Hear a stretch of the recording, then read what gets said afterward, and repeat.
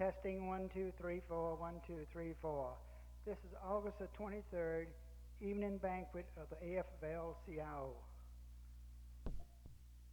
The governor will be here in a little bit, I understand. At the present time, we have two affairs going on in this town tonight. And the legislature have gone to that one, late getting here. Some have been here, going down there. The governor went there first, and I understand he'll be here shortly. So we're not going to hold this session up. We're going to ask you to stand and ask the Reverend Allen Johnson of Laurel to give the invocation at this time.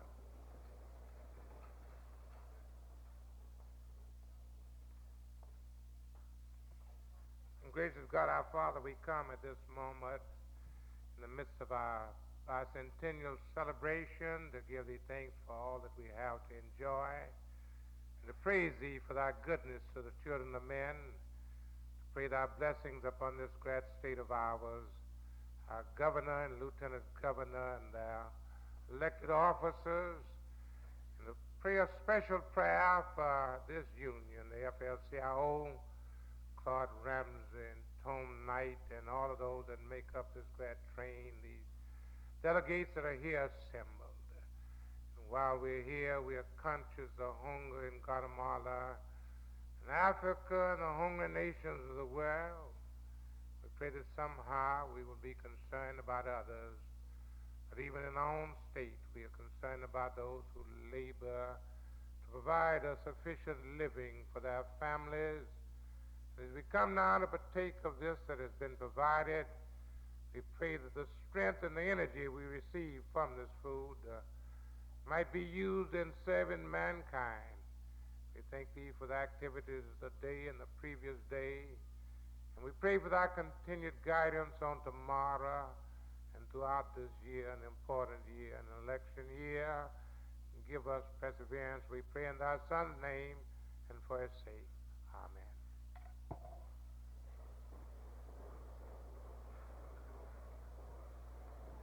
Finished eating. If we do have someone that's not quite through, you go right ahead. We got a few preliminary things we'd like to do before we bring on the featured attraction here tonight. Got a few people I'd like to recognize at the head table. On my left, we got Mr. Tom Knight's wife and my wife. Would you stand up, ladies, and let them see who you are?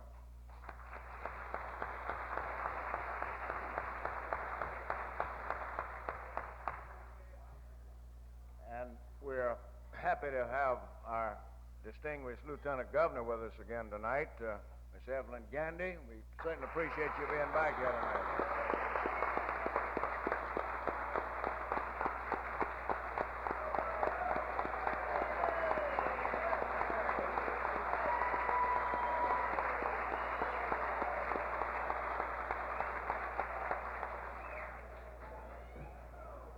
Now, she just got through telling me that tonight was her night, and I think that proves that.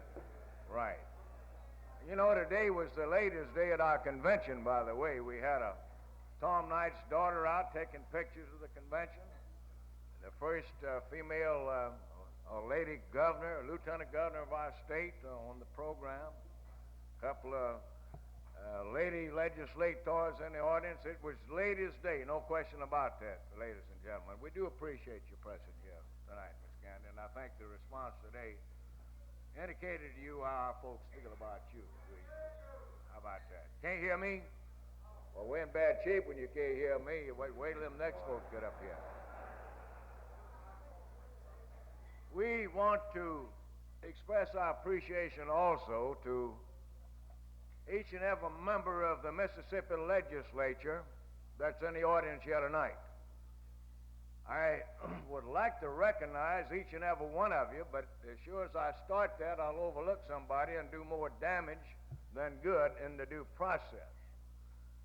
I hope that all of you have found some of your constituents here tonight. I cautioned our people earlier not to allow any of you to get off at the table by yourself, and talk to each other. We want our folks talking to you. And what do I discover here right off the bat? Senator Perry and Purvis Tupelo sitting out here without his constituents. And here he's got a hearing tomorrow afternoon on one of the most important bills we got. And I ask our people to start talking to Perrin Purvis today. He's here tonight. We want to make sure you correct that for the night. So, and you know, of all the things that have happened tonight, I run into Theodore Smith, of all people, out front there, and didn't have a badge on. I told him, I said, Theodore, you'll have to go up front and get you a badge on because nobody around here is going to know you without a badge. Can you imagine that? How about that? Huh? He's here.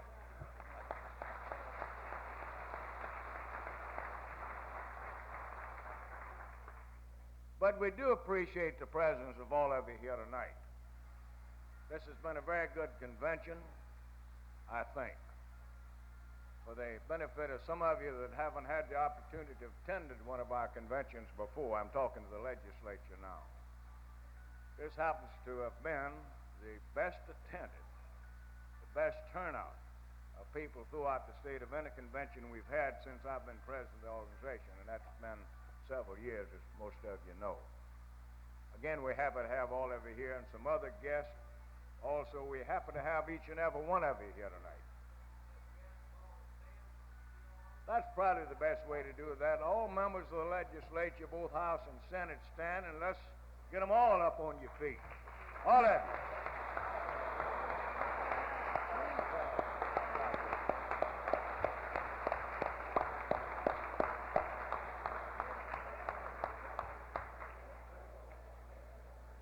Very good, very good. We hope that our number one bulldozer operator will be here before the night's over also.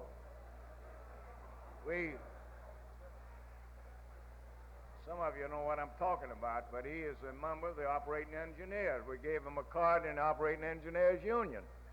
Our last convention, maybe some of the legislators, some of the members of the legislature don't know this, but Cliff Finch is a bona fide operating engineer. We gave him his license to operate that bulldozer at our last convention. I must say before he won the election, too. How about that, huh? Well, we've been talking to him about that, and we think he might mend his ways on that, Beck. Ladies and gentlemen, we happen to have with us tonight an old friend of ours who happens to be the president of a large insurance company, who was our host at the social hour a few minutes ago, the American Income Life Insurance Company. Sir? There we go, heckling already. Flavis Lambert, can you imagine that? Of all people, Flavis Lambert has to start heckling me right now.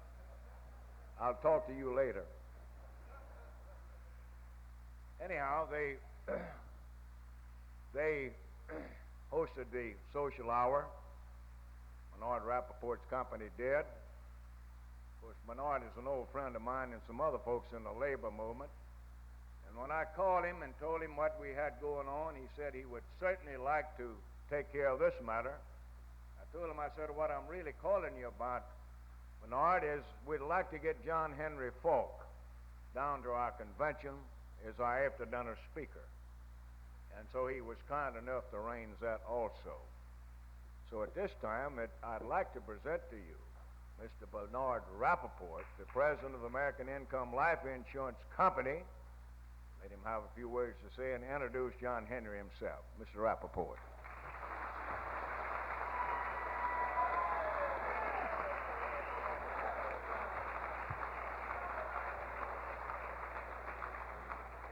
You know, I come from a background of a sort of radical father who was in the labor movement for many, many years. And I'm talking about in the early 20s, all through the 30s. Anyways, I can remember when politicians were running for office in the 20s, they would call my father on the phone and they would say, David, you know, I'm running for office. I can't see you. I don't want to meet you. But if you can help me, I'd sure appreciate it. Well, about time of the 1940s, 1945, middle of the 1940s, they agreed at least to meet him in the alley. Well, but then he died. And I want to say it's a wonderful thing to see politicians at a labor convention here this evening. It's a real thrill for me.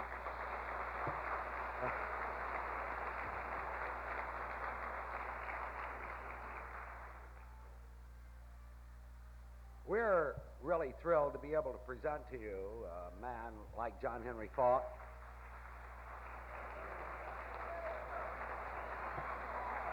That's all.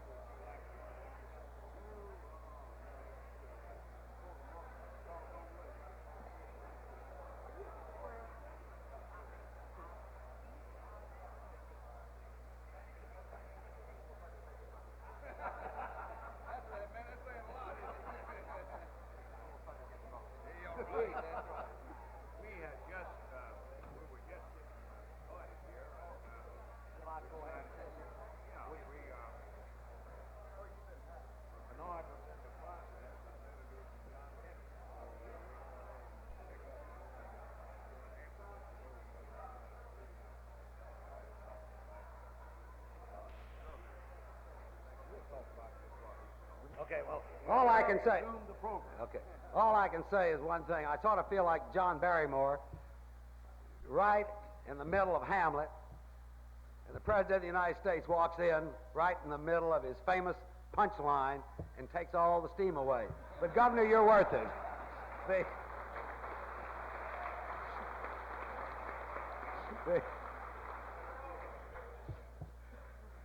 I believe I do wish I'd had his profile. I wouldn't have had to work so hard to make a living. But you young people don't understand about that. Anyways, I wanted to say to you two things before I get to John Henry. I've traveled this country many, many times.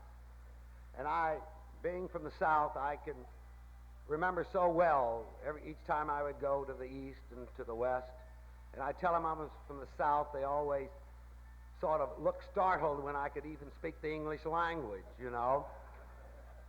But I tell you, with a governor like you have in this state, and a lieutenant governor, and the kind of labor leadership you have in a Claude Ramsey and a Tom Knight, the progress of this nation, the thrust for good in this nation, I firmly am convinced now more than ever before, is going to come from the South. I really honestly believe that, and I think you believe it too.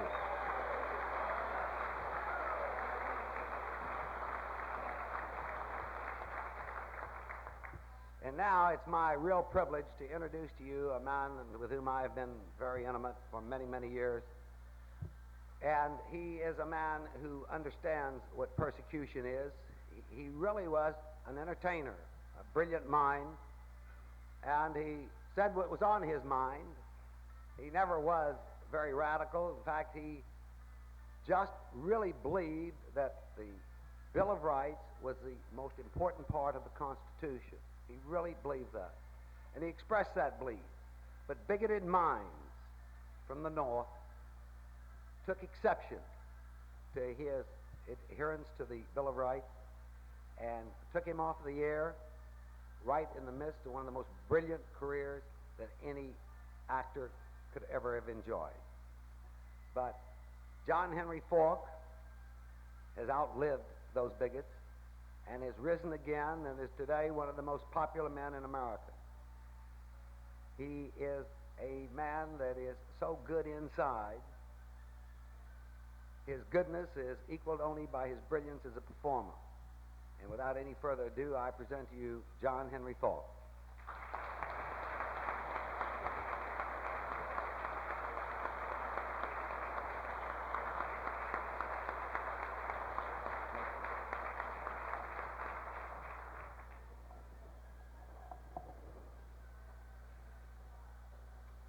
Thank you very much, Barney. Brothers and sisters, Governor Finch, Governor Gandy, Claude, and all the family, I can't tell you all what a moving experience this is to be here. I'm here for 3 reasons, actually. Number one, over in Atlanta, 2 or 3 weeks ago, Claude Ramsey and I got to talking, and he said he'd like for me to do this thing, and he talked to Barney about getting me here for it. I'm now chopping in tall cotton entertainment-wise, and get calls frequently that I didn't receive before I went on hee-haw. And world's treating me very nice, but 8 years ago, when I couldn't get many places to speak, Claude Ramsey had me down here, the old Heidelberg Hotel, and we were absolutely dumbstruck and terribly excited over the fact that there were 3 members of the Mississippi legislature and the lieutenant governor present. You remember that, Claude? We were just, we thought that labor was really moving ahead. And tonight, or this afternoon, when I came in and saw the kind of spirit that was evidenced here, and realized what you really stood for and what was really happening, I realized what a privilege and a pleasure it was to give my first reason for being here is because Claude Ramsey, a spirit that is proving an old saw that we've heard across this country for years. The South will rise again. You've heard it.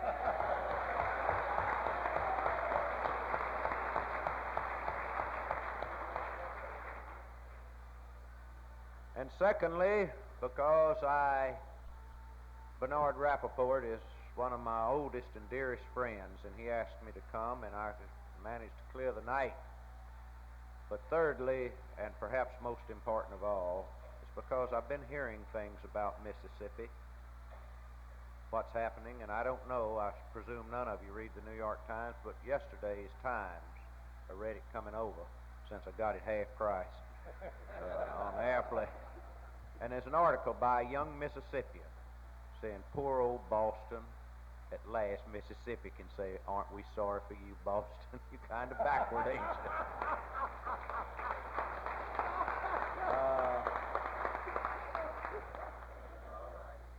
And what I'm trying to say is that I'm deeply honored, and really, this is my dessert, getting to come to a gathering like this, and I feel real good about it. And what Barney didn't mention is that Gerald Ford calls me for advice. Kinda. He called me yesterday and said he had high hopes over in North Carolina today, but he said, Johnny, you think I can get on hee-haw? And I said, well, Mr. President, you got a job. He said, well, I'm talking about next year.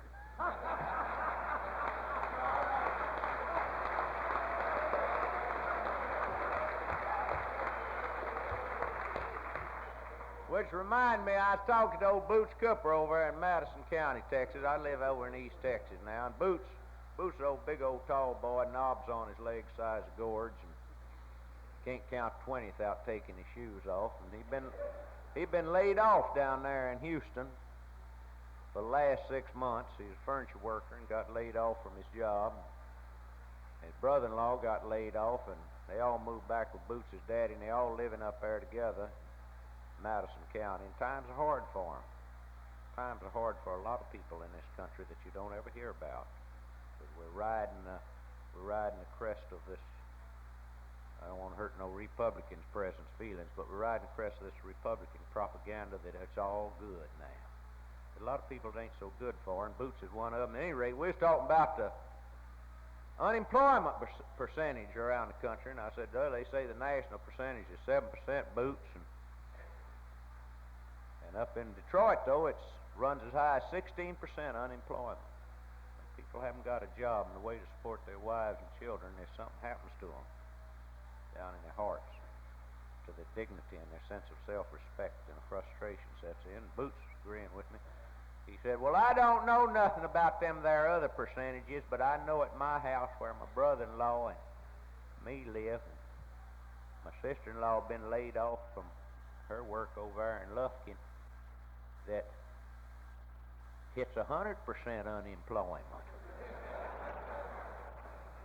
And it's 100% unemployment, good folks, that we should be concerning ourselves with today, because there are those that have that in our society. At any rate, Peavine Jeffers, old boy down there in East Texas, comes over to visit me every once in a while. Peavine, big old tall feller, got hands size of second baseman's gloves. He's a carpenter. He can pick up a 20-foot 2-by and hand it to a man on a 18-foot scaffolding without even looking around. He's a mighty man, Peavine is.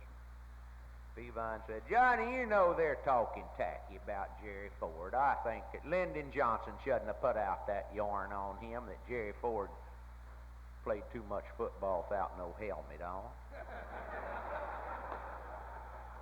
Lyndon was wrong about that. Jerry wore his helmet. He is a good football player. In fact, he never taken it off. He even slept in it. He couldn't remember. But what Lyndon didn't know was that Jerry played center. He got in the habit of looking at the world upside down through his legs backwards.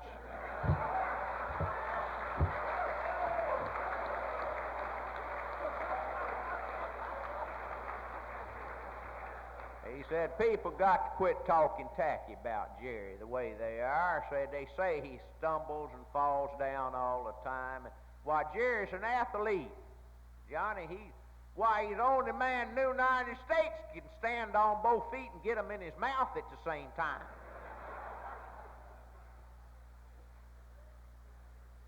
I said, well, you sound kind of bitter, really, Peavine, about Jerry. He said, well, look here, when he taken over president, I was willing to give him the benefit of the doubt, but hell, he'd been in for 18 months, and I've got nothing but doubt and damn little benefit. I said, did you hear what he said down there in Florida the other day when he was courting that Cuban vote? Said that Castro was an outlaw. Peavine said, yeah, I heard him say that. I said, you think that means that he's fixing to go to war with Cuba? He said, no. It could mean he's fixing to pardon him if he really thinks he's an outlaw.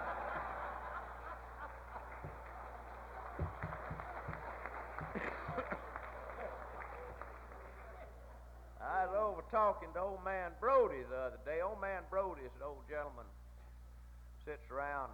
I used to play dominoes and checkers with him when I was a little boy. I went over to see him. He was sitting out there in a hide-bottom chair under his China berry tree. Same chew of tobacco he always got in his mouth. I said, we fell talking about political situation. I said, You know it's funny that the Republicans has managed to just squeeze out two candidates, Ronnie Reagan and Jerry Ford, and Democrats have got a dozen running and can run another dozen, looks like. He said, well, Johnny, that ain't funny at all. Says, you see, you can't run somebody for president that's been indicted or been in jail, and that there narrows the Republicans down to about two.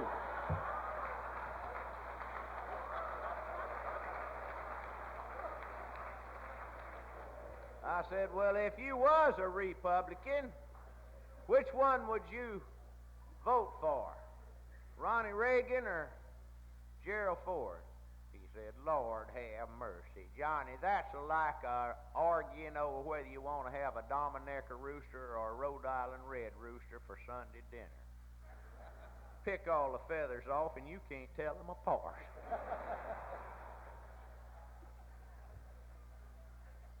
I thought I ought to bring y'all a little gospel over here tonight from Texas. We have a phenomenon down there in Texas, Governor Finch, that I know you all don't have here in Mississippi. It's a thing called Texas Democrat. John Connally used to be one before he publicly admitted he was a practicing Republican. Switched. We have some Democrats down there in Texas, and I say I know you Mississippians haven't got any such, but we've got some that run on Democratic Party ticket every single election. Get up there to Congress, they vote Republican, support the Republicans, and in November always support the Republican ticket. Congressman Guffaw is just that kind of congressman, good old feller. Some people talk kind of ugly about him, say he's a whole lot like a baby mockingbird, a whole lot of mouth and very little bird. But he'd been up there for a number of years. And I asked him one time, I said, Congressman Guffaw, you supported Nixon in 60, Goldwater in 64, Nixon again in 68. You get up there in Congress and vote right down the line with a Republican. You think Republican? Why don't you just call yourself a Republican? Said, Johnny, you don't understand Texas politics. If my mama and daddy wasn't married, you wouldn't expect me to go around publicly declaring what I really was, would you?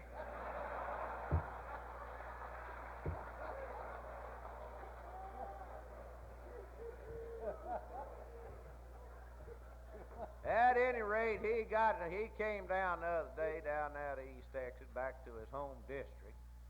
And he announced that the word went out. Congressman Guffaw is going to speak at a barbecue this afternoon and give the administration's diagnosis and cure for inflation and unemployment. Well, I was anxious to hear that, and I went over there, and there was a heap of folks at the barbecue, everybody having a good time, and hoorah, and Congressman Guffaw going around shaking hands, went by old Everett Adcock. Shook his hand. Hey, Everett, how in the world are you? Lord have mercy, it's good to see you. How's that dear old dad of yours, old Frank Adcock? I just love Frank. He's just like a brother to me. I'll tell you, I've never had a better friend in the world. Everett said he died last November. And Congressman go, oh, yes, I remember that. It just broke my heart. I just couldn't sleep that night. I hope y'all got my message. It just tore me all to pieces. Dearest friend I ever had had passed away. I love Frank Adcock. And he went on shaking hands around her. Came back to old Everett after a little bit, shook his hand. Hello, Everett. How in the world are you, by George? How's that old dad of yours? Best friend I've ever had. Everett said, he's still dead. Well, at any rate, Congressman Guffaw got up, going to tell what was to do about what the administration's program is, and this might enlighten all of you. As a matter of fact, down here in Mississippi, because I know you're as anxious over inflation and unemployment as I am, and the other problems that beset this society, and that was my occasion for being over there. Well, Congressman Guffaw got up, and he got jowls on him, kind of like a Poland China show. His eyes kind of bug out like a bull yearling looking at a new gate, Oh, feller Texans, I could just reach out and hug and kiss every one of you. It just means so much to this old heart of mine to be back down here with the people I love, the people I was raised amongst, where I was born and raised at. But I'm not down here to talk about love to you today. I'm down here to talk about burning vital issues that affect the lives of each and every one of you. It's time for us to be honest and straightforward. I'm down here to tell you what the administration in Washington's going to do about inflation and what it's going to do about unemployment. And I'm glad I can discuss these issues honestly and in the English language, the language the Holy Bible was wrote in. The language that old mother of mine spoke. Oh, motherhood, motherhood. The sweetest name I know. Good neighbors, I sometimes think that the Almighty in His divine wisdom, when He seen fit to create His most perfect work here on earth, selected this paradise on earth, the Lone Star State of Texas. And He come to this Garden of Eden on earth, my congressional district. And He caught the gold from the Texas sunrise, and He caught the sweetest notes from the throat of the Texas mockingbird, our state bird. And He caught the perfume from the Texas bluebonnet, our state flower. And He compounded and molded them all together in that little bundle of sweetness and goodness and light and love. My mother. Well, friends, it's meant a lot to discuss these issues with you tonight. Don't nobody leave the barbecue grounds till I've had a chance to shake your hands. Thank you.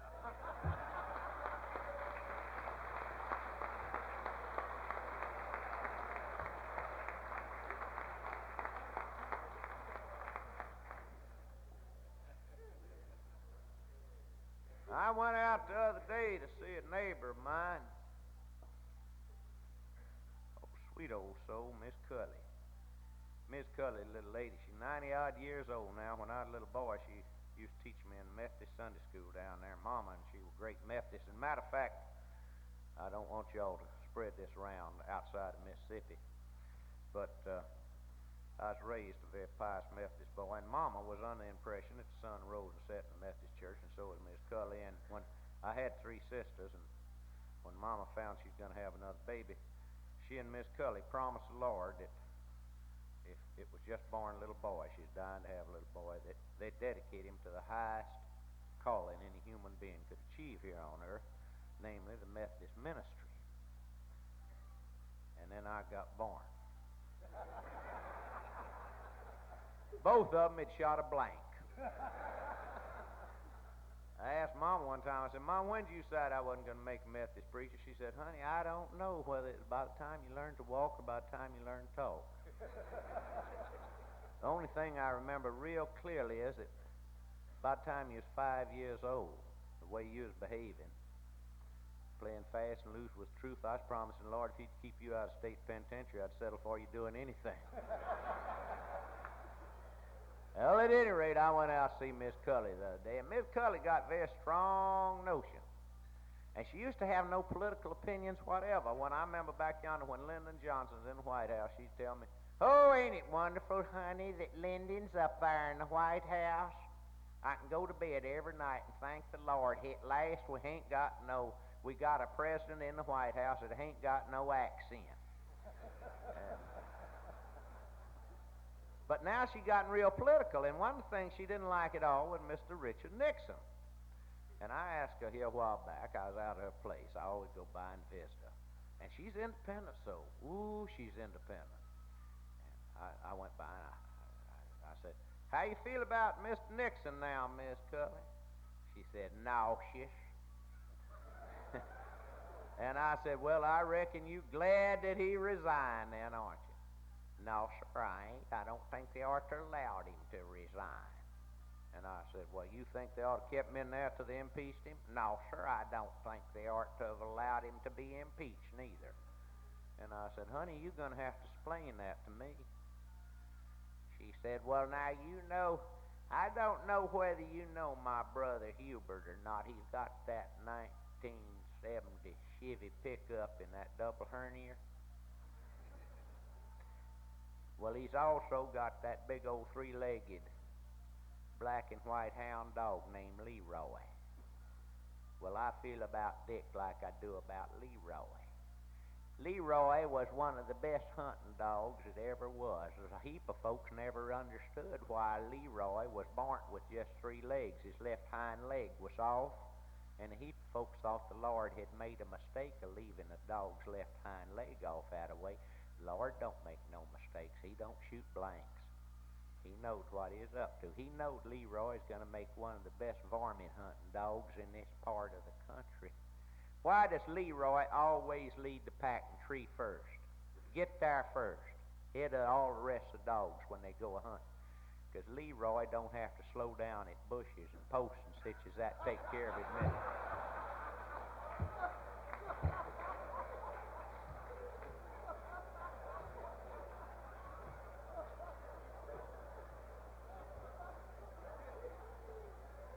Leroy had just one shortcoming. Leroy killed chickens. Nothing Hubert could do to break that hound of killing chickens could break him. Leroy'd go on the wagon for a while after a hard whooping, but one of my chickens started off across the yard there, and Leroy'd fall off the wagon and kill him.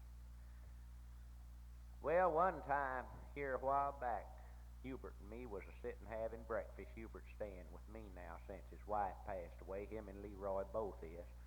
And Leroy laying there on the back porch, and Hubert said, I believe Leroy has took the cure. He ain't killed a chicken in near on to 2 months now. Ain't killed nary chicken. And at that very minute, one of my old Rhode Island red hens started out there toward that corn crib yonder, and Leroy just trembled all over and fell off the wagon. Just 2 seconds later, Rhode Island red feathers flying all over that backyard, and that hen's neck was broke.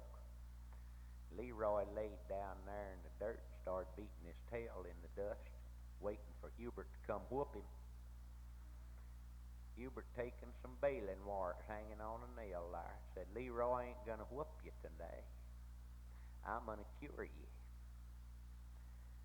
He taken that old Rhode Island red hen and wired her up real good, and then wired her around Leroy's neck.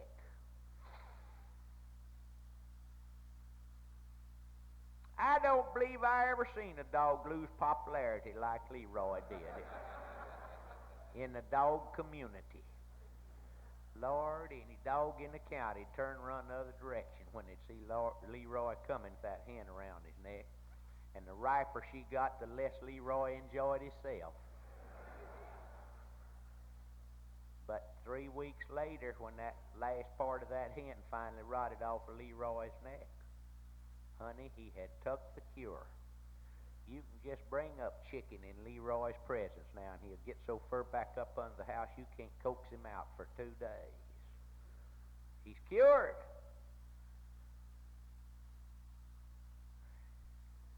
I've been studying the Republican Party. And far as I'm concerned, what we should do is wire Dick Nixon around their neck and let them wire him for another 2 years.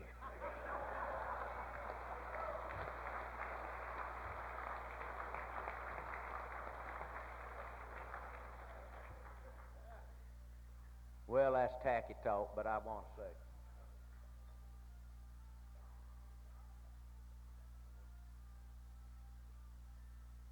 No, you can't tell that, Barney. I ain't going to tell nothing. Barney wants me to get political tonight, and I wouldn't reflect on either party. I'm too neutral here. No, actually, what I wanted to say is to you tonight, that as I started off this evening, Governor Finch, Governor Gandy, Claude, I'm very moved by this experience tonight. And this afternoon when I came in and saw what was happening here in Mississippi. This is a bicentennial year. We all take it for granted that we can foregather here in peace, break bread together peacefully, but we are a very rare and privileged people. And here in this bicentennial year, we don't reflect often enough on those who went before us that made it possible that we could do so. And I would like to just say one word about that. The reason I'm very proud of the labor movement, the thing that you represent, that you epitomize in Mississippi tonight, is that since our inception as a people, since we came into being, the American society, wherever progress has been made, wherever greater justice has been extended to a greater number of people, and that's all America is about, an endless struggle to always move ahead. The only society that has a built-in way of doing that, we have, without resort to violence, without resort to law-breaking. The law is on our side. Wherever that has occurred, wherever we've moved ahead, as you have moved ahead here in Mississippi and are moving ahead and will become a beacon light to the rest of this country, as I've said, it has been the organized labor, the man that was conscious and the woman who was conscious of their relationship to the rest of society, who have pointed the way. And every great reform that has happened in America since our inception has been the result of people like yourselves, people who were concerned with what happened to their neighbor and indeed what happened to their society. You're in the tradition of what brought this country into being. And I would remind you that back in 1787, a group of men foregathered in Philadelphia swatted flies and slapped mosquitoes all during a hot summer to frame for the first time, to bring into being for the first time, and to solidify into a charter of government the ideals for which the American Revolution was fought. They had no blueprint. There had never existed on the face of the earth and in all the history of man such an instrument as they were in the process of drawing up the Constitution of the United States of America. And all summer long, as they met and nailed in and infused the ideals, those beautiful, beautiful ideals that a self-governing people, free men, could govern themselves more adequately and more inspirationally than any other form of government conceivable. They ended up in September with that completed instrument and sent it out to the 13 states to be ratified. And immediately the cry went up from the states, it has no Bill of Rights. We know that we're free people. We know that we have turned history upside down, and for the first time we're creating a government where the people will be sovereign and the government will be the servant. But you've got to guarantee that each one of us will be protected from an overbearing government, for an oppressive government. And so the proponents of the Constitution had to promise people that their first act, if this instrument was ratified, the first Congress, would be to pass a Bill of Rights. Indeed, that was the first thing that happened after the ratification. The first Congress, 1789, old James Madison, head of the Select Committee, sat down with a group of congressmen, had 15 or 20 ideals that they were going to propound into, some 16 or 18 amendments, but they narrowed them all down into the first 10 amendments of the Constitution, which we call our Bill of Rights, that guaranteed to each and every one of you, whatever your background, whatever your origin, that you would forever stand as a dignified human being, responsible as your next door neighbor and as the wealthiest and most powerful in our society, as well as the least powerful in our society, responsible for what happened in our society. First 10 amendments. And the First Amendment was first not only numerically, but first in importance. Congress shall make no law abridging freedom of the speech, make no law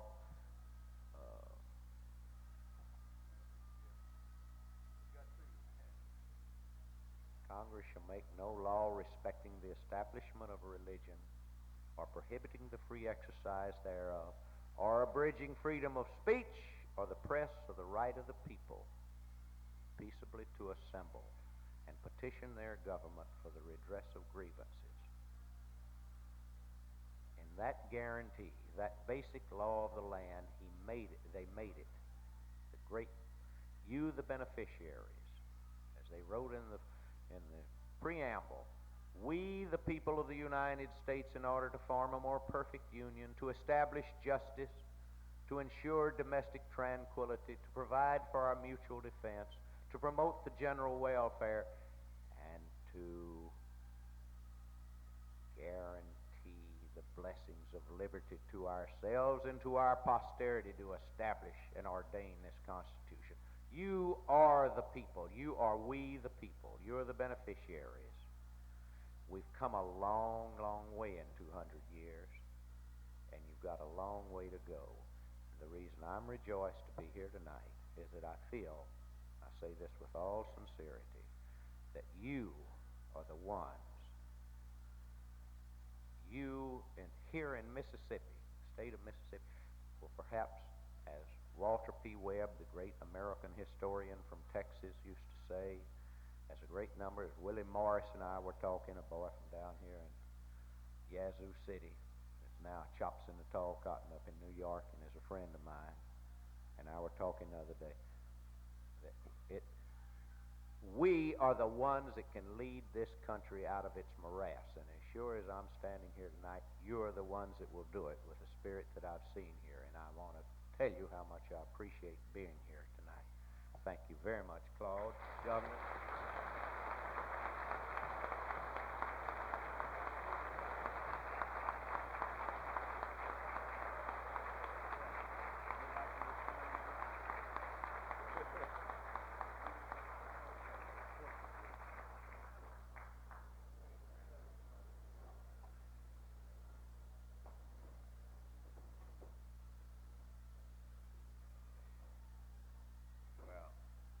Governor, I've got a question for you. It looks like you might have to comment a little bit. I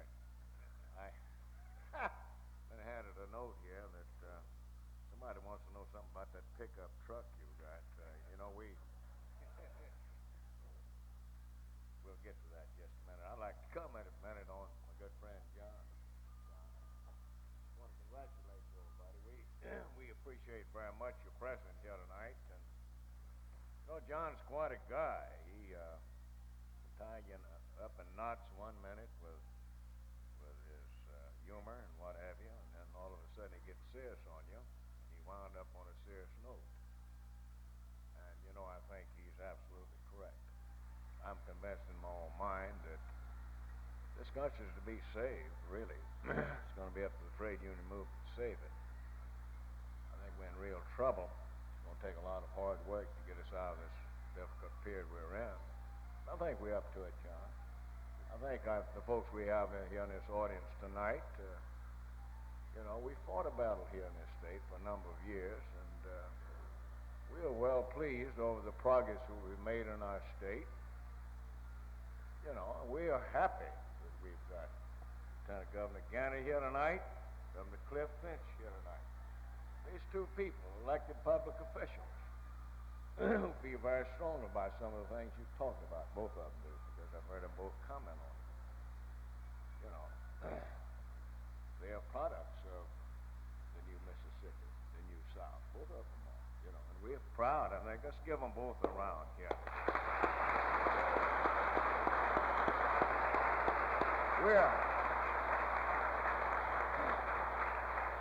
We're just happy, John, knowing some of your background and the things that you went through when when the extremist element in this country almost destroyed us, you know.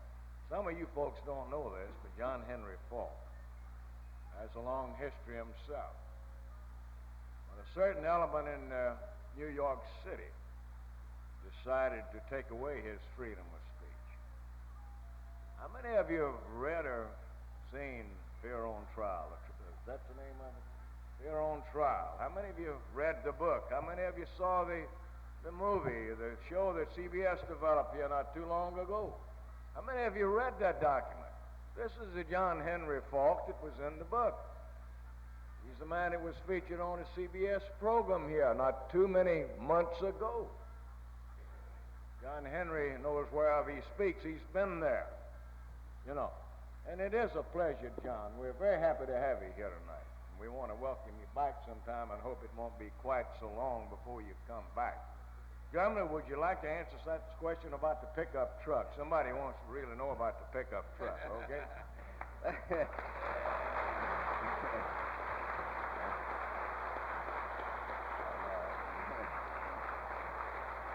you.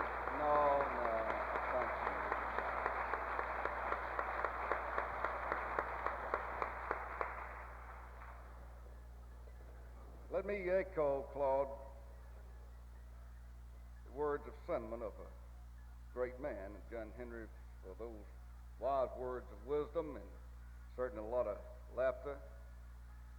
But I think it's also another group that I would like to recognize tonight as a hard-working group of people that I think are some of the hardest working folks in our state, and that's our Mississippi legislature. They are here with us tonight, and I think we ought to give them a great big round of applause because they are...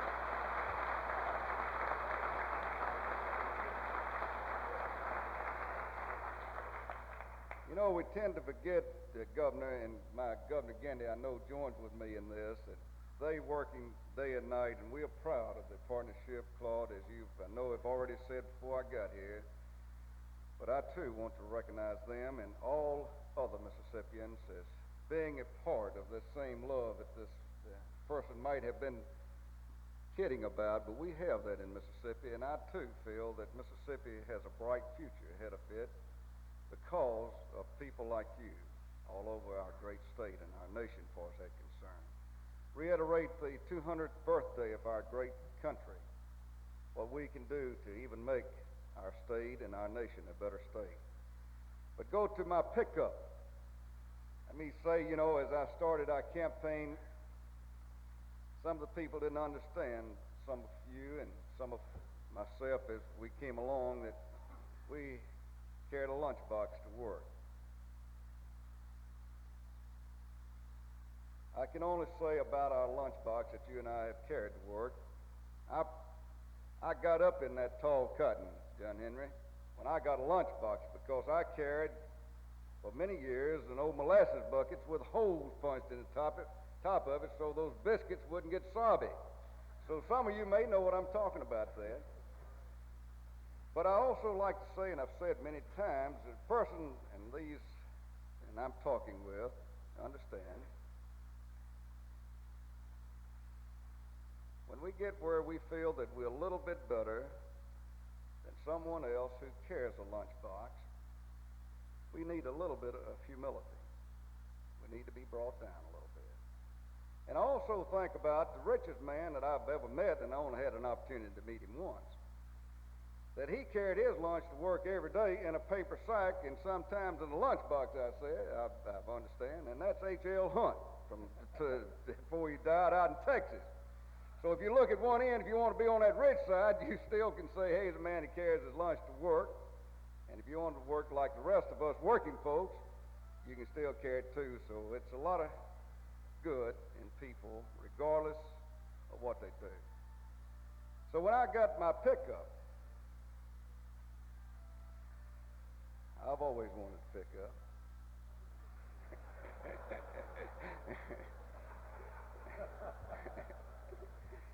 And they came along after the campaign, they rolled in this big Cadillac down there, you know. I said, man, listen, I never have been a person who wanted a Cadillac. I like to see people riding it, nothing wrong with it. But I've always wanted a pickup. Terry. So I said, would you just loan me a pickup and I'll feel at home? So the next morning they came up with me a pickup. Well, now some of you ladies don't know, but now you men, y'all all agree with me, that when you get your pickup, now you are sure enough in that tall cotton, Johnny. I want you to know. That's how I got my pickup. Thank you.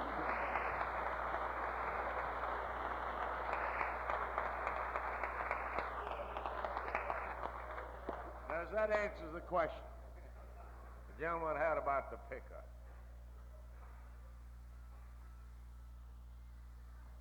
Gentlemen, again, want to express our appreciation for you coming back, spend a little time with us tonight. I understand you won't be able to stay around too much longer, but we hope to see you in the next few days. I'm sure we will. I'd like for you, if you would, on your way out, to catch Mr. Alan Bruton from Columbus.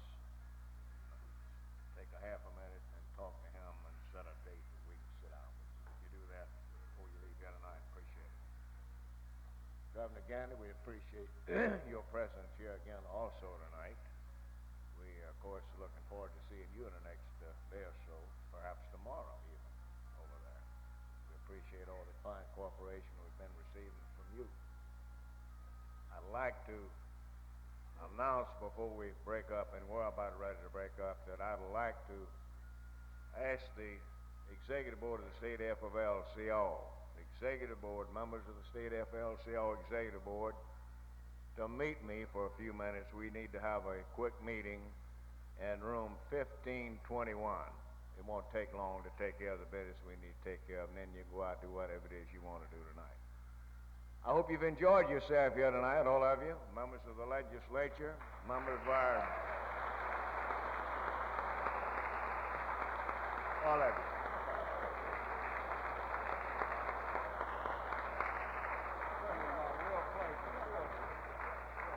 Thank you so much. The meeting stands adjourned. See you here promptly at 9 o'clock in the morning.